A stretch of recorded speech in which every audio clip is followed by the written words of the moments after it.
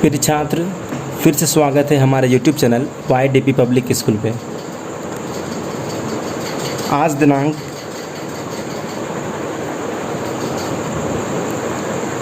25 मई 2020। Topic हमारा क्या है? आज का जो टॉपिक है हमारा वह है मल्टीपल। क्या है? मल्टीपल मीन्स गुणज। क्या? गुणज। हमने जो कल वीडियो लेक्चर में जो पढ़ा था वो हमारा क्या क्या था? गुणनखंड था, फिर अभिष्ट गुणनखंड था, फिर अभाज्य गुणनखंड था। ये सब हम लोगों ने कल निकालने सीखे थे, ठीक ना। तो आज हम लोग कैसे गुणज को निकालेंगे किसी संख्या का, तो इसके बारे में हम लोग पहले गुणज के बारे में पढ़ेंगे, उसके बाद कैसे गुणज को निकालेंगे उसके बारे में हम इस चैप्टर में पढ़ेंगे, ठीक ना। और है एक उभयनिष्ठ गुणज के बारे में भी पढ़ना है इस लेक्चर में। तो शुरू करने से पहले आपको एक बात कह दें कि जो अभी तक हमारे चैनल को सब्सक्राइब नहीं किए वो हमारे चैनल को सब्सक्राइब कर लें और नोटिफिकेशन मतलब बेल आइकॉन जो दिया हुआ रहता है उसे भी दबा दें। तो चलिए शुरू करते हैं हमारा आज का लेक्चर। तो पहला जो हमारा टॉपिक है आज का वो क्या है? गुणज। गुणज गुणज मीन्स इंग्लिश में से क्या बोलेंगे? मल्टीपल। TIPL मल्टीपल, ठीक है ना। गुणज मीन्स मल्टीपल। तो इसका परिभाषा होता है जब कोई एक संख्या किसी दूसरी संख्या से किसी दूसरी संख्या को पूर्णतः विभाजित करती हो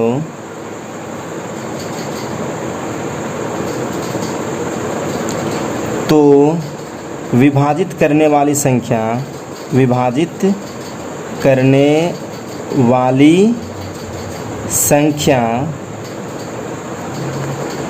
दूसरी संख्या का गुणज कहलाती है। का गुणज कहलाती है, ठीक ना। गुणज क्या है? गुणज मीन्स जो है मल्टीपल। जब कोई संख्या किसी दूसरी संख्या को पूर्णतः विभाजित करती हो तो विभाजित करने वाली संख्या, कौन सी संख्या? विभाजित करने वाली संख्या दूसरी संख्या का गुणज कहलाती है, ठीक ना। तो गुणज को ही हम क्या बोलते हैं? अपवर्तीय बोलते हैं। क्या बोलते हैं? अपवर्तीय। इसे नोट करके लिख लीजिएगा। गुणज को हम क्या बोलते हैं? अपवर्तीय भी बोलते हैं, ठीक ना। तो जैसे हम एग्जाम्पल से समझेंगे, डिफिनेशन तो हमने लिखा दिया लेकिन एग्जाम्पल करेंगे तो और ज़्यादा क्लियर होगा, ठीक ना। जैसे में मान लेते हैं, जैसे मान लीजिए 12 दिया है, ठीक ना। तो 12 का गुणज क्या होगा? 3 से भाग लगता है 12 में। 3 और 4 एग्जाम्पल में ये दोनों 12 का क्या है? गुणज है, ठीक ना। तो ये तो हमारा पता चल गया कि 12 का गुणज कौन कौन है? 3 और 4। फिर हमारा दूसरा एग्जाम्पल है 5 का बोलेगा, 5 का अगले 5 गुणज लिखें तो कैसे लिखेंगे इसे? 5। तो 5 का मल्टीपल करेंगे, 5 का 5, 10, 15, 20 एंड 25। यह हमारा क्या है? 5 का गुणज है। लेकिन इसमें भी कुछ ध्यान रखने योग्य बातें होते हैं, उसे हमें नोट करना है, ठीक ना। तो पहला जो हमारा ध्यान रखने योग्य जो बातें हैं यहाँ नोट में लिख लीजिएगा, ठीक ना। नोट में पहला जो हमारा है प्रत्येक संख्या मीन्स एवरी नंबर। प्रत्येक संख्या, इंग्लिश में पढ़ाने लगे थे ना, इंग्लिश में नहीं पढ़ना है। प्रत्येक संख्या एक का गुणज होती है।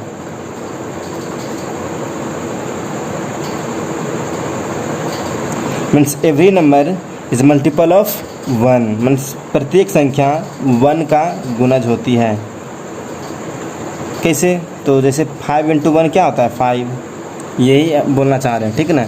फिर कहता है प्रत्येक संख्या स्वयं का भी गुणज होती है। प्रत्येक संख्या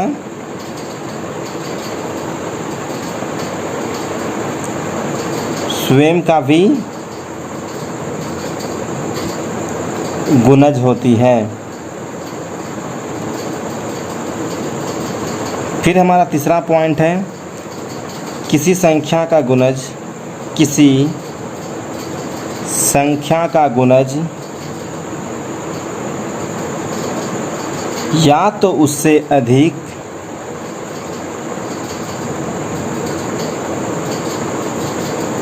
या उसके बराबर ही होगा।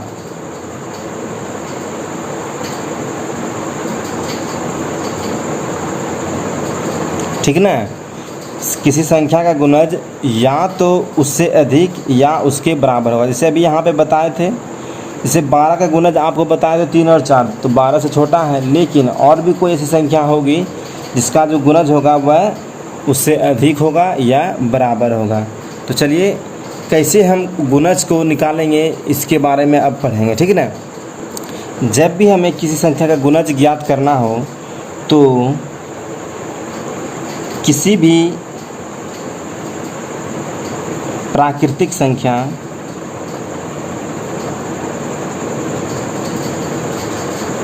से क्या करेंगे, गुना करेंगे। क्या करेंगे, गुना करेंगे। तो इसे बढ़िया से और हम लिखा देते हैं। तो किसी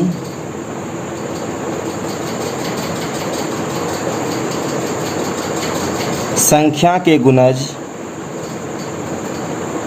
प्राप्त करना हो तो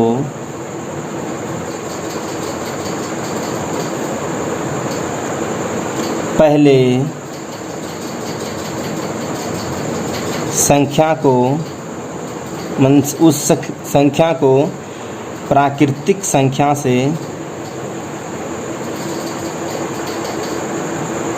जैसे में 1, 2, 3, 4, 5 से गुना करेंगे।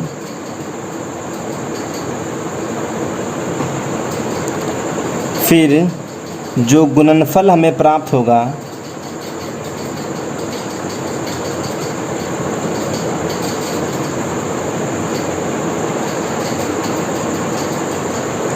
वह उस संख्या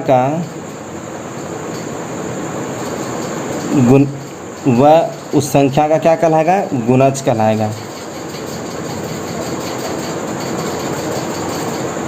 ये अपनी भाषा में बढ़िया से फिर से एक बार बोल देते हैं। किसी संख्या के गुणज प्राप्त करना हो तो पहले संख्या को प्राकृतिक संख्या, कोई भी प्राकृतिक संख्या, ठीक है ना, 1, 2, 3, 4, 5 जो भी आप ले सकते हैं से गुना करेंगे। उसके बाद गुणनफल जो प्राप्त होगा हमें, जिसे मान लो 5 गुना 1 करेंगे तो हमें गुणनफल क्या प्राप्त हुआ, 5। 5 गुना 2 करेंगे तो गुणनफल हमें क्या प्राप्त होगा, 10। तो उसी तरह से जो गुणनफल हमें प्राप्त होगा वह उस संख्या का क्या कहलाएगा, गुणनफल कहलाएगा। क्या कहलाएगा, गुणनफल। तो जैसे में हम लोग देखेंगे, जैसे है 3 के प्रथम 5 गुणज लिखें। ये हमारा क्वेश्चन है, 3 के प्रथम 5 गुणज लिखें। तो इसे निकालेंगे कैसे, सॉल्यूशन देखते हैं हम लोग। हमने क्या बताया था कि प्रत्येक संख्या मतलब संख्या को किससे गुना करना है, प्राकृतिक संख्या से गुना करना। जैसे में 1, 2, 3, 4, 5, मान लो 3 गुना 1 किए 3, फिर हम 3 गुना 2 किए 6, 3 गुना 3 किए हमें क्या प्राप्त हुआ, 9, 3 गुना 4 किए क्या प्राप्त हुआ, 12, 3 5 बोल रहा है ना, 1, 2, 3, 4, 5, फिर 3 गुना 5 करेंगे तो क्या प्राप्त होगा, 15। तो हो गया प्रथम 5 गुणज। तो पहले संख्या हमारा क्या था जो आती है वह 1, फिर 2, फिर 3, फिर 4, फिर हमारा जो लास्ट है वो क्या है, 5। तो हमारा प्रथम जो गुणज है 3 का वो क्या क्या है, 3 खुद क्या बताए थे, 1 का मल्टीपल होता है, प्रत्येक संख्या 1 का गुणज होती है, 3 गुना 1 के 3। फिर दूसरा हमारा क्या है, 3 दूनी 6, फिर 3 तिया 9, फिर 3 चौक 12, 3 पचे 15। तो आपसे क्वेश्चन करेगा कि कोई भी संख्या का प्रथम 5 गुणज बताए तो आप क्या लिख देंगे, इस तरह से बना देना है सॉल्व करके। फिर आपसे कहेगा 5 के प्रथम 5 गुणज लिखे, तो क्या करेंगे, 5 गुना 1, 5 गुना 2, प्रथम ने बोल रहा है तो इस तरह से हम लोग बनाएंगे।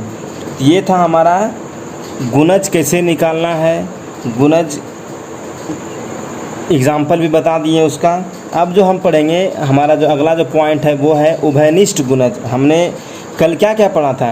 पहले तो हम लोगों ने गुणनखंड पढ़ा, फिर हम लोग उभयनिष्ठ गुणनखंड पढ़े, फिर हमने क्या पढ़ा? अभाज्य गुणनखंड पढ़ा। तो आज जो हम पढ़ा रहे हैं उसमें हमारा था क्या? गुणज, जिसको इंग्लिश में कहते हैं मल्टीपल। फिर उसके बाद हमारा क्या है? उभयनिष्ठ गुणज, तो उसे इंग्लिश में कहते हैं कॉमन मल्टीपल। तो चलिए उसके बारे में पढ़ते हैं। उभयनिष्ठ गुणज, कॉमन मल्टीपल्स। तो इसका जो डिफिनेशन है वो ये है, दो या दो से अधिक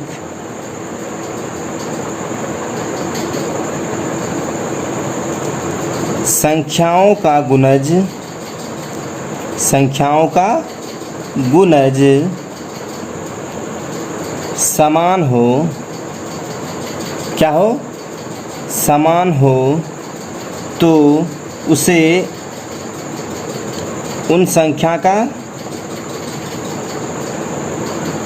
उभयनिष्ठ गुणज कहेंगे। ठीक ना? उभयनिष्ठ को हम एक और नाम से जानते हैं, जिसे हम क्या कहते हैं? अपवर्त्य। इसे हमेशा नोट में एकदम ध्यान में रखिएगा कि उभयनिष्ठ को हम एक और नाम से जानते हैं, जिसे हम गुणज भी कहते हैं। अच्छा, कल हम गुणनखंड को ना अपवर्त्य बताए थे, उभयनिष्ठ मतलब नहीं होता है। ठीक ना? तो ये थोड़ा सा मिस्टेक। तो ये कह रहे थे कि हमारा जो ये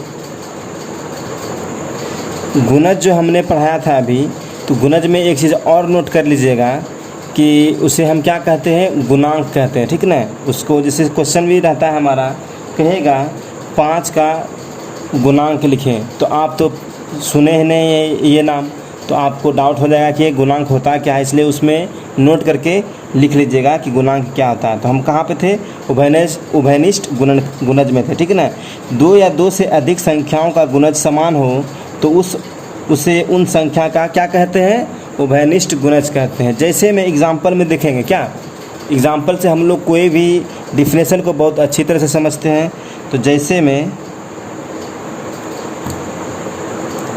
मान लीजिए हमारा जो है 2 गुना 6 = 12, ठीक ना?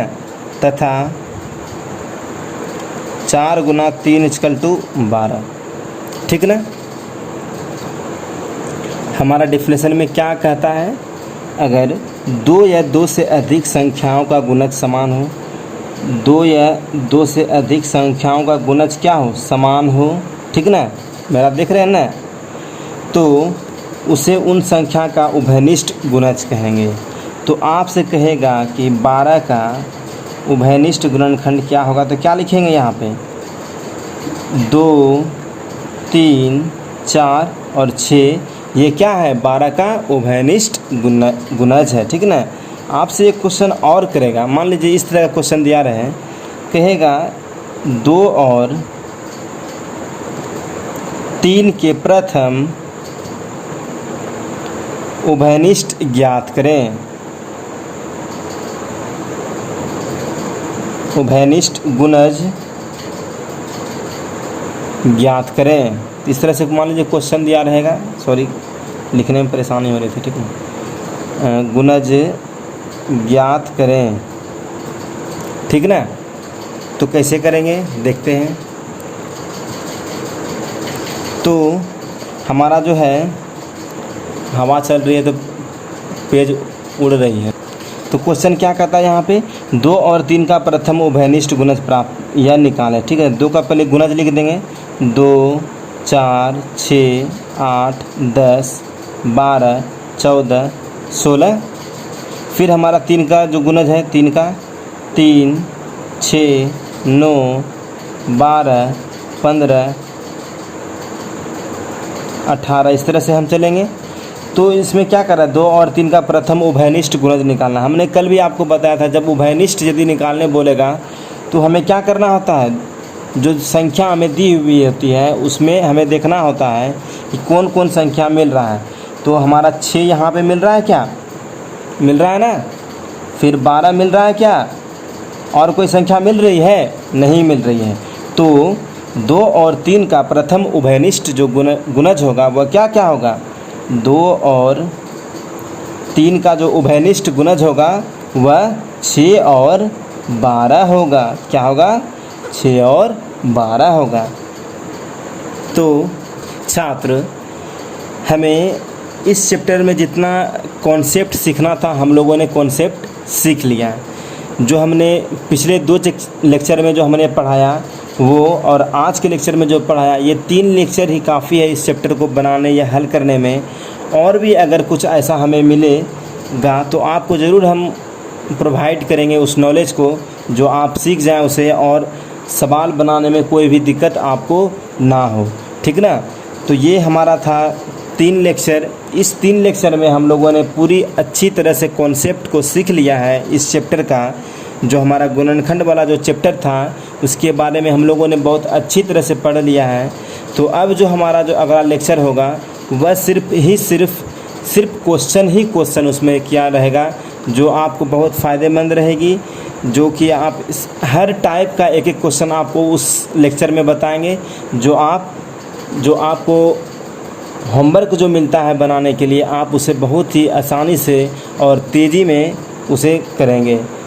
तो जो छात्र अभी तक हमारे चैनल को सब्सक्राइब नहीं किए हैं वह हमारे चैनल को सब्सक्राइब कर दें और बेल जो रहता है, घंटा जो रहता है, उसे भी क्लिक कर दें, उसमें ऑल कर दें। क्योंकि ऑल करने से होता क्या है कि जब हम कभी भी अपलोड करेंगे वीडियो यूट्यूब पे तो आपके मोबाइल पर नोटिफिकेशन आ जाएगा कि YDP पब्लिक स्कूल के द्वारा वीडियो अपलोड हो चुकी है और आप लोग फिर से उसे देखें, पढ़ें और सवाल को हल करें। तो मैथमेटिक्स का हम लोगों ने चौथा चैप्टर था ना, चौथा चैप्टर हम लोगों ने भी समाप्त कर लिया। अब जो हमारा अगला चैप्टर होगा 5वां, ये क्वेश्चन आंसर करने के बाद वो हमारा रहेगा महत्तम समावर्तक। ठीक ना? महत्तम समावर्तक। तो चलिए, धन्यवाद। आपका दिन मंगलमय हो।